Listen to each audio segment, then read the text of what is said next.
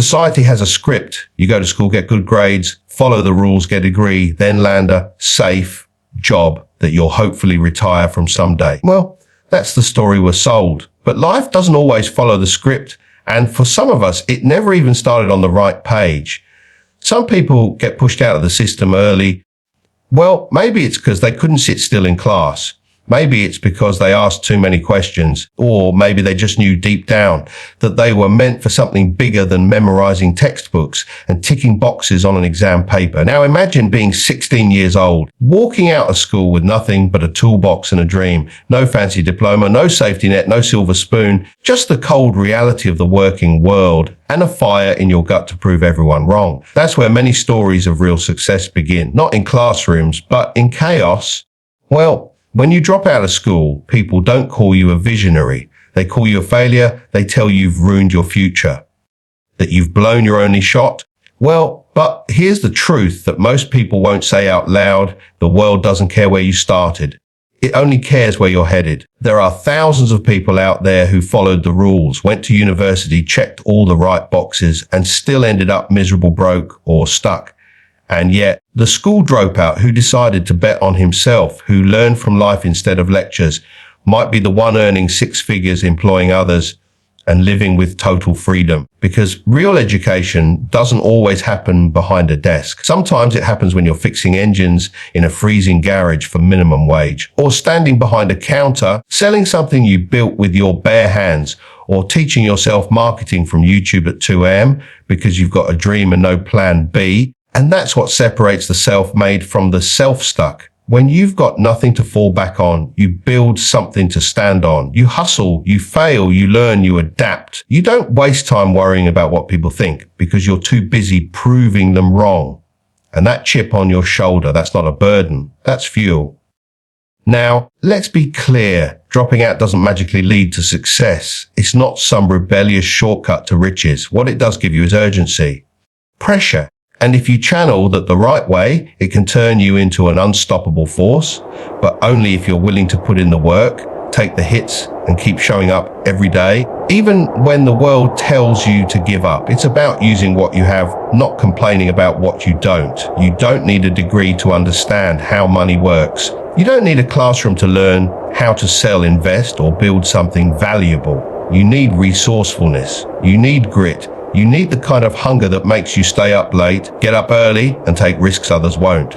Being self-made means teaching yourself the lessons school never covered. How to handle rejection, how to sell an idea, how to fix your mindset, how to fail gracefully, how to get back up when life knocks you flat, and perhaps most importantly, how to bet on yourself, even when no one else will. Well, and when you do make it, when the money starts coming in, when people start asking for your advice, when the same teachers who doubted you now use you as an example of what's possible, you realize something powerful. Success isn't about the grades you got or the approval you sought. It's about how far you were willing to go when no one was watching. The school dropout who becomes a millionaire isn't lucky. He's relentless. He sees the gap, takes the shot, and learns while doing. He doesn't sit around waiting for permission. He builds his own ladder instead of asking for a handout. He figures it out one painful, messy, expensive mistake at a time. And that's why he wins, because real success isn't reserved for the gifted. It's earned by those who decide that failure isn't an option and comfort isn't the goal. It's carved out in silence, in obscurity through sweat, risk, and raw determination. Most people dream of starting a business they like the sound of. Be your own boss. The idea of working from a laptop, waking up when they want and making while they sleep. But when it comes down to it, when it's time to do the work, take the risk and put skin in the game, they freeze. They overthink. They wait for the perfect moment that never comes. The truth is, business isn't about dreaming. It's about doing. And the ones who make it, they don't sit around waiting for the economy to change or for inspiration to strike. They start with what they've got, even if that's nothing more than a basic idea and the willingness to outwork everyone else. Let's break the myth right now. You don't need $1 million idea to start a business. You need a product or service that solves a problem. That's it. And if you can deliver it better, faster, or cheaper than someone else, you've already got a head start. But here's the key. You won't figure that out by thinking. You figure it out by testing. Testing, by launching, by failing, by adjusting again and again. The first business doesn't need to be fancy. For some people, it's selling products at trade shows or markets. For others, it's offering a simple service like cleaning, graphic design, or flipping items online. It might even be something like remote controlled toys. Something you love, something niche, but something real. And if you keep showing up and improving it, that simple thing can turn into a 6-figure company. And once you've done it once, you realize something powerful. The skills are transferable. You start learning how marketing works, how margins work, how to negotiate, how to hire, how to manage cash flow, how to spot trends. You develop business instincts, and those instincts are far more valuable than any business degree sitting on a wall. When someone builds one successful business, they rarely stop there. Why? Because once you've tasted freedom, you can't go back to a paycheck and a boss breathing down your neck. You start spotting more opportunities. You see where people are frustrated or undeserved, and you fill the gap. That's how the second business starts. Maybe it's in e-commerce. Maybe it's content. Maybe it's education. The industry doesn't matter. The mindset does. And it's never about luck. It's about leverage. The second business builds faster than the first because you're smarter this time. You've made your mistakes. You've learned what not to do. You've built a bit of capital. You know how to delegate. You're no longer hustling blindly. You're operating with intent. 1 becomes 2, 2 becomes 3. And before long, you've got multiple income streams, some active, some passive, all working together to create real wealth. That's when the stress starts to fade. That freedom becomes reality. Because now, if one business slows down, well, the others keep you afloat. You're no longer surviving, you're building long-term stability. But here's something people don't talk about. Building multiple businesses isn't just about money, it's about growth. Every business stretches you. It forces you to level up your leadership, your patience, your creativity. It exposes your weaknesses and makes you face them. You can't hide behind anyone else. It's all on you.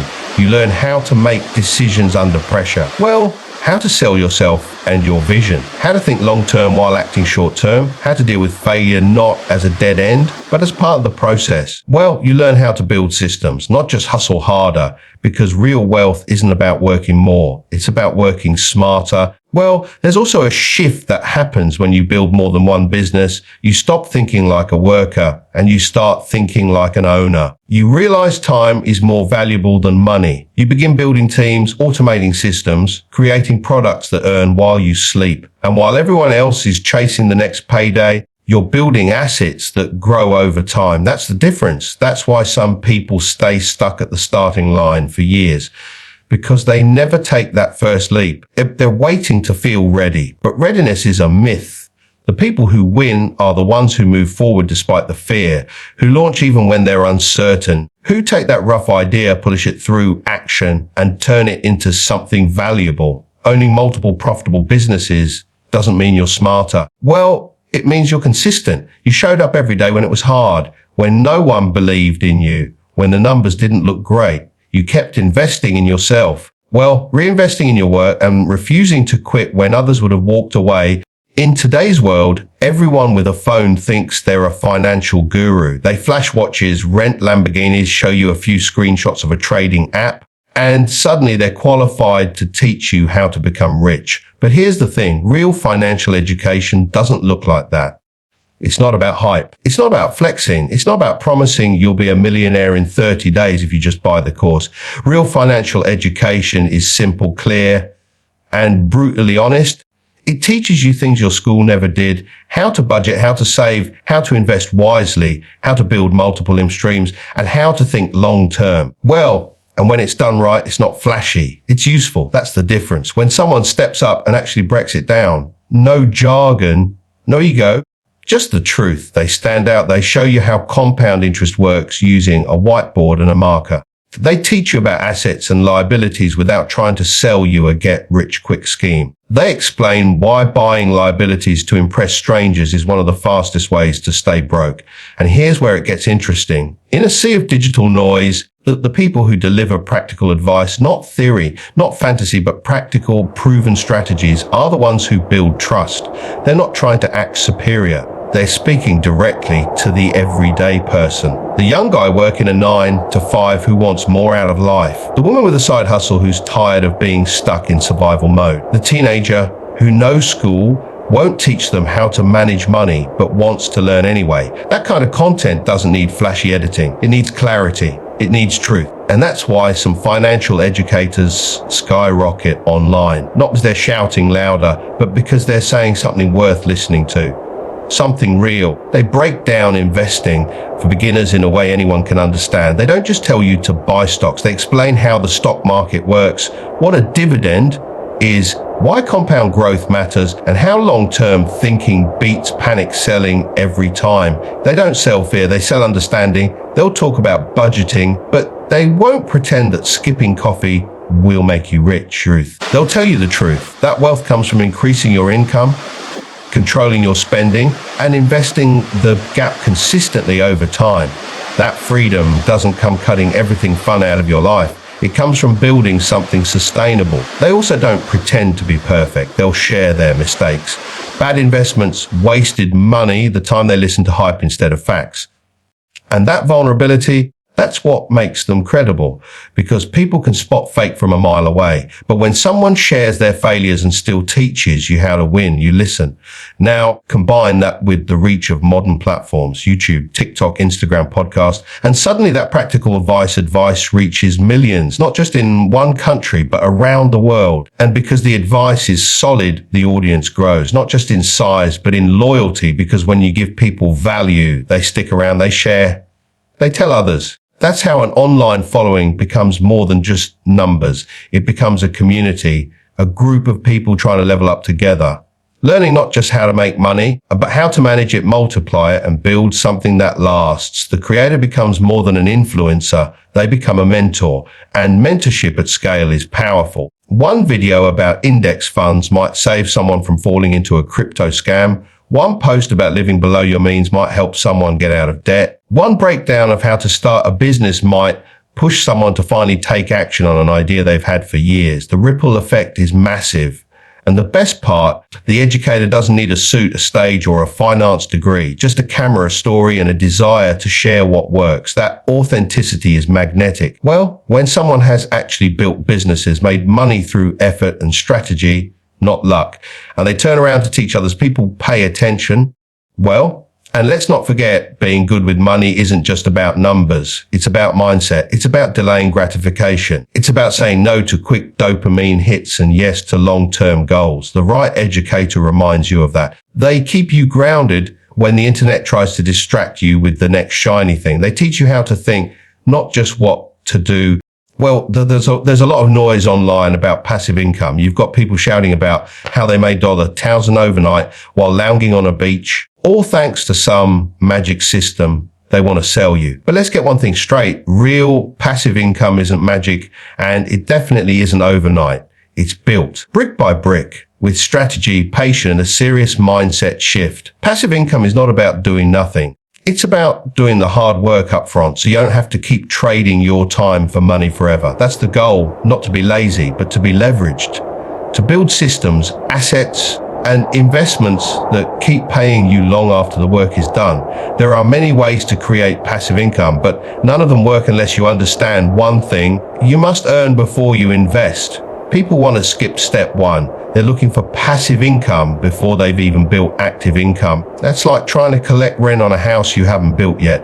It doesn't work. So the first move, build a strong foundation. That could be a business, a high income skill, or a job with decent savings potential. You need cash flow. Once that's coming in consistently, that's when you can start thinking like an investor. Smart investing isn't about chasing the hottest stock or dumping money into whatever crypto coin is trending this week. Smart investing is boring, and that's exactly why it works. Index funds, ETFs, dividend stocks, real estate with long-term tenants. These aren't exciting, but they're reliable, and reliability is what builds wealth. Well, people don't like hearing that. They want quick flips and big wins. But the truth is, if you're constantly looking for the shortcut, you're going to spend your whole life walking in circles. The wealth gamble, they don't gamble. They locate, diversify. They build portfolios designed to grow slow and steady. Well, not boom and bust. One of the most powerful tools for passive income is dividends, owning shares in companies that pay you just for holding their stock. It's not about timing the market. It's about timing the market. Buy consistently, reinvest those dividends, and over time, Your money starts working harder than you ever could. Then there's real estate. Not the fantasy version with luxury airbems and no maintenance headaches, but the real grounded kind. You buy a solid property in a good area, get reliable tenants, manage it properly, and watch as the rent comes in every month while you grows year after year. It's not flashy. It's effective. Another path is digital products, courses, ebooks, memberships. If you've got knowledge that solves a problem, package it and sell it. Do the work once, get paid repeatedly. But even here, success comes from solving real problems, not making empty promises. The same goes for affiliate marketing, print on demand, and other online models. They work, but only when you work first. The key in all of this is consistency. Anyone can make money once. Real wealth builders know how to make it last. They automate their investments. They track their cash flow. They don't let emotions drive their decisions. When the market drops, they don't panic. They buy more.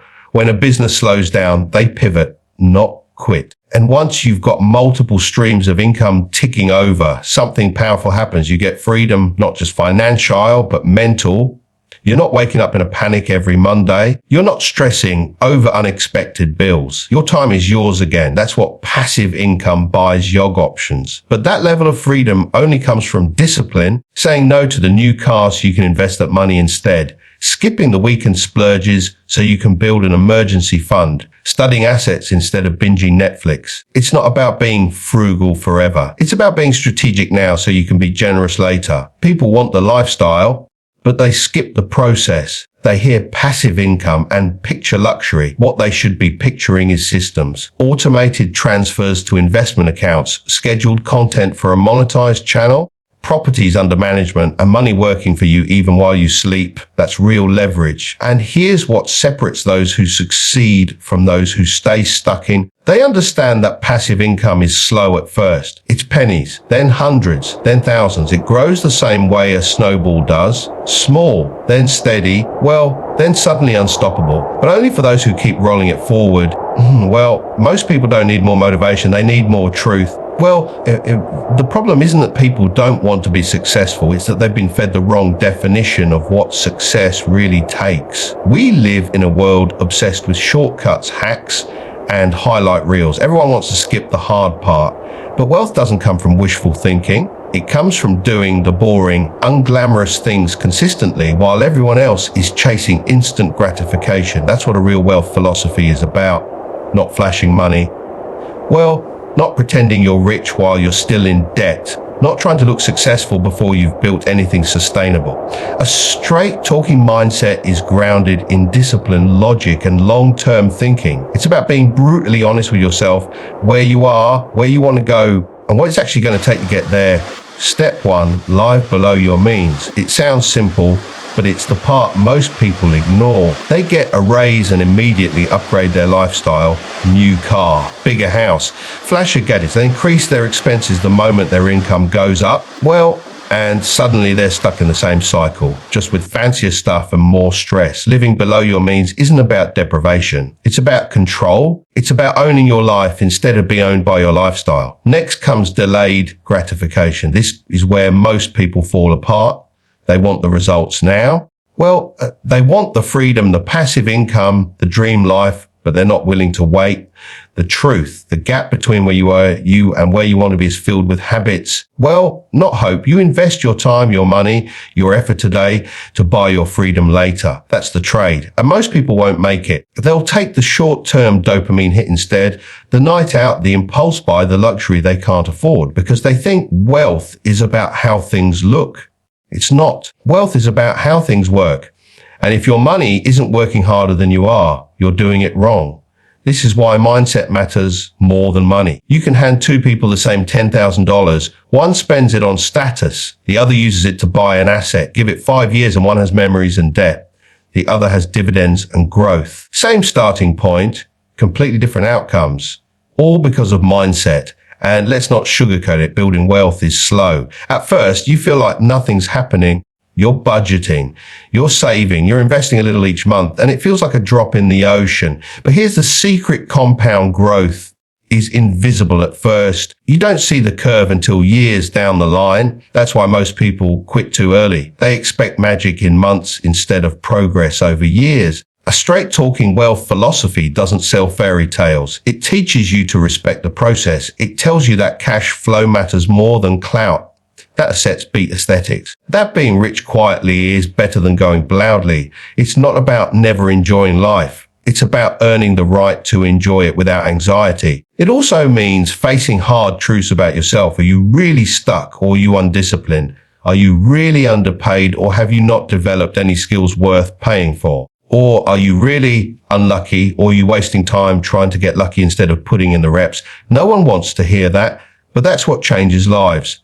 Not empty encouragement, but clear direction. You want more money. Start tracking every penny. You want freedom. Cut the nonsense expenses and build a surplus. You want to invest? Learn the basics before trying to beat the market. You want a business? Offer real value and stop expecting people to pay for your passion just because you're passionate. A practical wealth mindset also focuses on control. Control your time, control your spending, control your emotions in the market. The more control you have, the more optionality you gain. Well, that's what wealth is. Options, the option to walk away from toxic work, the option to take a risk, the option to buy back your time. And the only way to earn that is by taking responsibility for every financial decision you make. It's not flashy, it's not viral, it won't get you applause, but it works. It's what separates the ones who build real wealth from the ones who keep chasing the next big thing and ending up with nothing to show for it. The flashy traders burn out, the hype fades, but the quiet, consistent, disciplined builders, they win, slowly, steadily, on their own terms. Well, whenever someone rises to the top by doing things differently, by skipping the traditional path, building their own income, speaking directly to the public without corporate filters, there will always be two kinds of people watching. The first group leans in, listens closely, and takes action. The second group folds their arms, raises an eyebrow, and starts digging for holes. That's the nature of visibility.